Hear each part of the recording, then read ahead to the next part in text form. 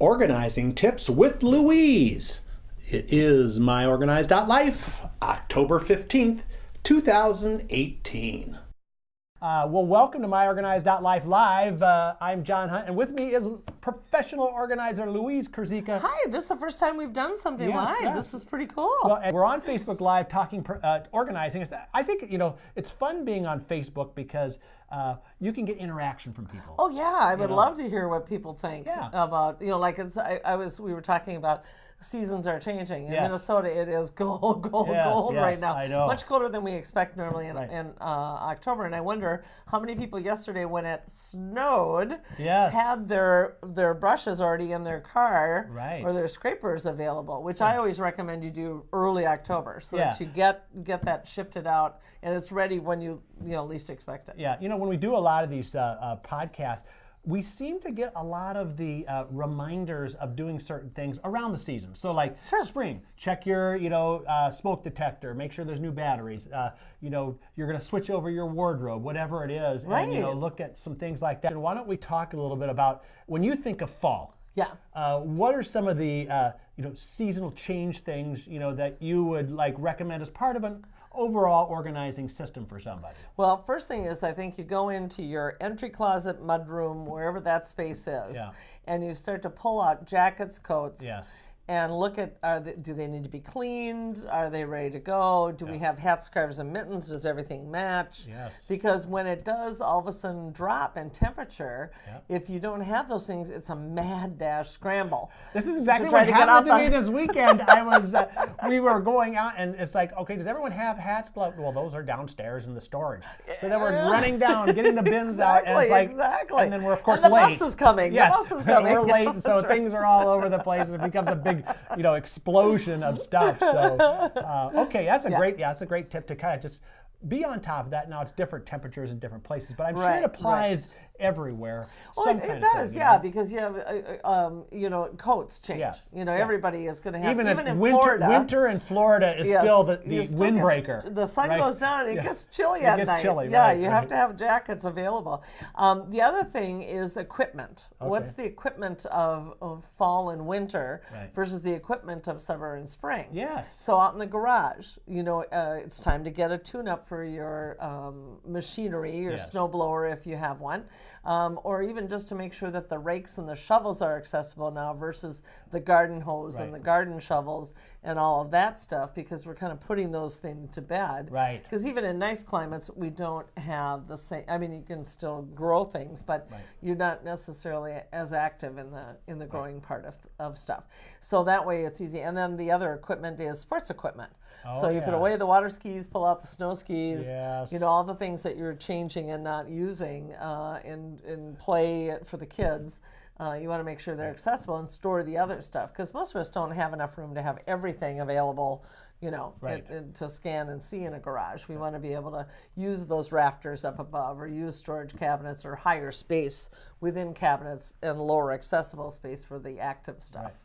All right, so the other thing is what people, let's say for their car, and I know we've done a whole podcast on how to prepare for travel and stuff like that, but is there anything you need to do for your car as you get ready? We talked maybe about the brush earlier. I think that it's really, and it might be a little bit geography related here, people who are dealing with colder winter, this is the time to get not just the scrapers and brushes and other tools, but to put together your emergency kit. Check everything to see, do I have the things that I would need to have? So beyond that mechanical emergency kit that has jumper cables and flares and all of those kind of safety pieces, we also want to make sure that for those of us who are in very cold weather states, that we have extra gloves, hats, mittens, even coats, along with some other things that can be helpful. A tin can that we think of the old coffee can, that and a candle and matches, so that you could heat snow for water should you be off the road or stuck somewhere. We want to just, if you go online, and just do a Google for emergency wintertime kit, you'll get a whole list of things that you would want to make sure that you had available. We maybe even have a podcast on that. Yes, we have. We're now on our 233rd episode. Wow. So we've got podcasts on just about everything. So there could well be, And get that emergency kit stocked up and put it in the back of the car. Back seat if you don't use the back seat a lot, the back area. Just have it accessible so that if a problem does happen, you're caught in a storm, you get off the road before help can get to you, that you're safe. And of course, that should also include an emergency charger for your phone, because that's the first thing that goes. People lose their ability to communicate. And we want to make sure you can stay in communication with law enforcement, with safety folks that would be trying to help you. Speaking of cars too, just this weekend, we had one of my daughter's cars was, went in for some winterization, and then as my wife was driving it home, I was following her, and there's a taillight out. And it's like, the mechanic really didn't notice it because, you'd have to put on the brake and have to go back and see it. You can't do that. So you need two people.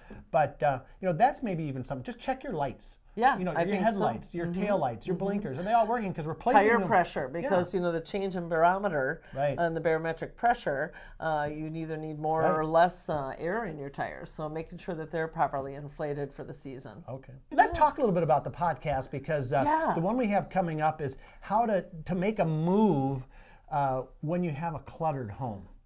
And without giving away all the secrets. Well, and John, we've talked about that. Most of the people that I work with have lifelong challenges with clutter. And that means that when it comes to moving, if there's depression, anxiety, hoarding behavior, or neurobiological like ADD, there's different kinds of challenges than in a typical household. So we really designed the podcast to share strategies on what can you do if, for a number of reasons, like not having enough time because it's a short notice move, or a lifetime build up 40, 50 years in one home, like too much stuff to go through, or no help to go through it, that you might have to move, and things are not, you haven't been able to take time to declutter first. Let's talk about that. That is one of the tips, is you don't have to do all the decluttering before you move. So how did you propose doing that? So we talked about a little bit of decluttering you can do by skimming. So as you pack, you can just slowly take what we call the low-hanging fruit, the easy things that you can pull out that you know that you don't need. Things that are broken are a great example of that. If you haven't fixed it yet, at least if it didn't just break in the last week or something, then likelihood is you're not going to fix it on the back end, so why pay to move it? Get rid of it. Or other things that you have accumulated extra. We talked about water bottles. Every time you go to any event now, you get a PVC-free water bottle. So for sure, get rid of the PVC ones that are older than like 4 or 5 years. And they're always in some odd color too, aren't they? Like, they don't really match everything else you have. But, and they're all odd ones, no matching things. But anyway, so getting rid of that kind of stuff is good. And then the other piece is realizing there's a number of things that if we label them and set them aside in boxes, that we call, low priority, sort later. Whether those are piles of paper from your office and the kitchen, or whether that's piles of reading material in the family room, or it could even be, things like you mentioned that were packed and moved 20 years ago and have never been unpacked. Maybe you just throw the whole box away, right? Well, it could be. As a professional, I think you should look through, because I've found some very interesting things in boxes, and sometimes some very valuable things. I remember one of the just got popped. I don't think it was you, but one of the professional organizers we were talking about in one of our earlier podcasts, when they were going through stuff, found a $3,000 check that was uncashed. See? You never know. I found a diamond earring once. Oh, wow. Okay, the podcast we're talking about is not going to, we just recorded it this morning. We did. And that's why we decided to go on live. It's probably going to be on sometime in November, but if you get on our email list or just check it out, every Wednesday we release a podcast here live on Facebook. So we'll have that one coming up. I think it's scheduled for... I'm just thinking of the visually, and probably around mid-November. Oh, good. Mid to the end of November. So that's not too far away, because that's only about a month away. No. A lot of times, I know in our case, because we just moved my mother-in-law, she had fallen. She's a little bit older, and so she wasn't able to do really anything. She was able to take her over to the house, because she had to move out. She couldn't even live in the house anymore. Oh, right. Generally, if you have a fall, that's why people have to move, because they're not allowed to go back in. Because they can't navigate. We took her over there for a few hours at a time. She would just sit, and show her papers. So some of that decluttering happened. Sure. Thankfully, we had a little bit more time than like it was, had to be done right away. But still, she was over there for many sessions, and it was one of those things where it's really it's difficult. And we talked about in the podcast too. Especially with paper, but just this decision-making process is mentally very draining. It takes a lot out of you. So you really, if you are, let's just share this strategy.